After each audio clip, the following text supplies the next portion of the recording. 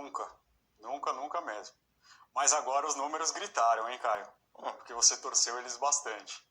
A gente pegar uma projeção para o ano que vem é uma projeção muito vaga. Se a projeção no começo do ano para o final do ano, a expectativa do PIB já é algo que muitas vezes sofre uma série de fatores que vão alterar essas projeções, para um ano que vem é uma expectativa muito efêmera. Não dá para a gente calcular isso, para a gente fazer uma expectativa aí na média de que a queda vai ser só 3,5%. Mais uma vez, espero que seja. Espero, do fundo do meu coração, que nós tenhamos uma recuperação econômica rápida. Mas a gente também não pode olhar, Caio, apenas para os números absolutos. A gente precisa ver o que está acontecendo na real economia. E o que está acontecendo na real economia, sempre há uma distinção. Nos Estados Unidos se fala the Wall Street and the Real Street, né, que é a rua onde tem as grandes casas de comércio, seria o equivalente aqui à nossa Faria Lima, e a economia real.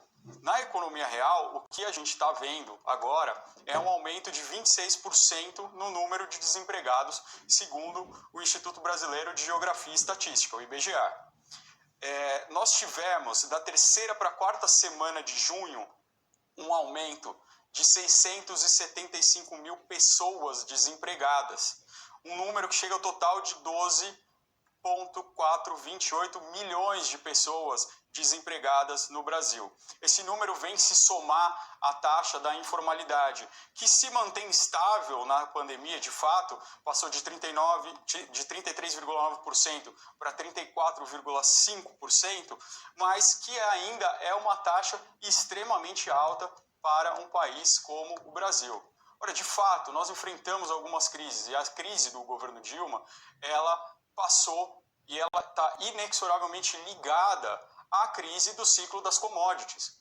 Tem um desaquecimento do mercado internacional e a economia do Brasil, infelizmente, é completamente dependente do mercado internacional, porque nós ainda somos uma economia exportadora.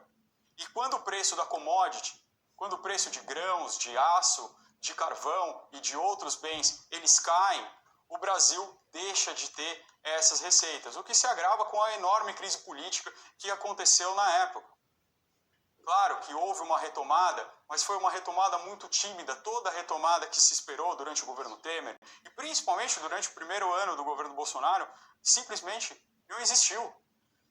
Ora, vamos lembrar desse número do ano passado. A projeção chegou a ser um PIB de 3,5% e fechou com 1,1%. Não dá para a gente acreditar que a gente vai ter um milagre. Milagres geralmente não existem e quando existem, trazem um preço muito grande a ser pago e vai ser pago pela população mais vulnerável das faixas mais baixas do Brasil. Doutor, eu concordo que as previsões elas não são ciência, né? Já tratamos aqui da diferença entre estudos e verdades científicas, né? Mas é que, como você trouxe e como estamos tratando necessariamente de previsões, eu achei que estávamos na mesma página aqui e que eu tinha uma licença poética para trazer outras previsões. Mas, de certa forma, eu acho importante sinalizar um pouco de otimismo para o espectador, até porque quem consome informação só está consumindo pessimismo esses dias. A gente sabe que existe um movimento muito grande de torcida contra o governo que acaba se tornando torcida contra o Brasil. Mas, voltando a falar dos números macroeconômicos, né, é muito importante a gente pontuar os aspectos positivos da situação agora. A gente tem uma situação de juro, né, com uma baixa histórica, com a taxa Selic a 2,25%. Né, com tendência de queda, os analistas estimam que ela vai cair para 2%. Isso coloca a inflação totalmente sob controle. Na verdade, gera um problema que é quase inédito, que é colocar a inflação muito abaixo do centro da meta. Então, isso cria uma necessidade para o Banco Central, inclusive, de se justificar. Só que o lado bom de uma inflação baixa é que a economia não corrói o poder de compra do povo trabalhador, especialmente dos mais vulneráveis. A gente estava falando aqui no fenômeno de bancarização de milhões de pessoas. Né? Imagina, a gente tem milhões e milhões de cidadãos brasileiros que não têm acesso à conta bancária, muito menos a investimentos financeiros. Então, necessariamente, o dinheiro que eles têm perde valor diariamente, certo? Falamos já de inflação, falamos do problema de renda mínima. Em junho, houve um recorde na arrecadação tributária do governo. Ora, isso é sintomático de uma economia que está aí se recuperando. E você falou, o Brasil realmente tem essa vocação exportadora, somos uma economia exportadora e as estimativas para a balança comercial permanecem acima de 50 bilhões de dólares de superávit. Então percebam que o cenário ele é muito distinto de outras ocasiões. E claro, os números de desemprego são os que mais assustam. Teve um período, né, no auge da crise em que 2 milhões de brasileiros perderam os seus empregos de carteira assinada em 5 semanas. Isso é muita coisa. Só que se a gente olha para as projeções, inclusive eu dei uma dessas projeções aqui do Instituto Brasileiro de Economia, da Fundação Getúlio Vargas, o cenário pessimista falava em dobrar o número de desempregados. Né, diferente do número do IBGE concreto que você trouxe. A previsão falava no dobro, ou seja, o desemprego saltando para mais de 23%, 24%. Né? E esse é um cenário terrível, mas era um cenário plausível, pelo menos naquela época. Então, as coisas elas estão caminhando. Né? Você criticou aí o crescimento do PIB, mas vamos lembrar que teve retração na participação do setor público, né? Retração de 0,4% na participação do governo nisso. Ou seja, foi um PIB alavancado pelo setor privado, que cresceu 2,2% na formação bruta de capital fixo. Isso é investimento privado. O consumo das famílias cresceu quase 1,8%. A gente teve 640 mil empregos gerados com carteira assinada no passado. Então, é daí que a gente parte. Né? Agora, a gente precisa do auxílio realmente do Congresso Nacional para fazer reformas estruturais e para mexer na coluna da despesa. Isso é o mais importante. Eles estão sempre só preocupados com a arrecadação e fazer o governo federal pagar a conta de estados, municípios e campanhas políticas.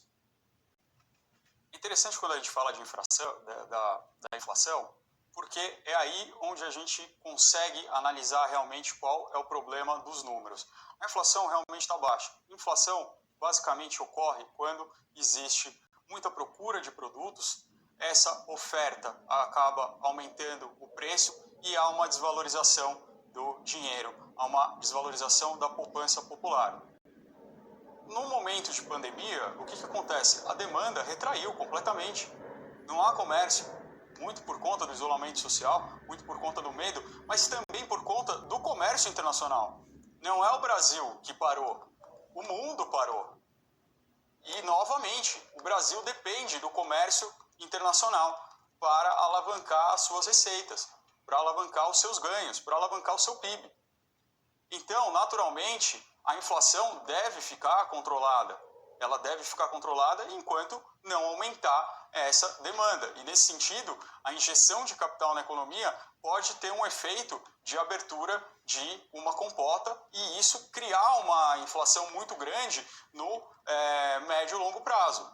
Então, mais uma vez, é preciso cuidar desses ajustes com muita delicadeza. É preciso que a gente não tenha esse espírito excessivamente otimista para que isso não cause problemas deletérios muito graves na economia. Nós já sabemos que nós somos uma economia frágil, principalmente por conta da nossa desindustrialização que vem acontecendo historicamente e nos 2 últimos anos foi catastrófica para o pátio industrial do Brasil. Isso põe em xeque até o plano neoliberal. O plano neoliberal é de deixar que a economia cuide dela mesma, que as empresas, sem a interferência do Estado, consigam gerar receitas, consigam gerar empregos. Mas para isso precisa existir o pátio industrial. Precisa existir essas empresas. E o Brasil cada vez mais está dependente só do quê? Da exportação. Debatedores, nosso tempo está acabando. 30 segundos para os argumentos finais. Começo com você, Caio.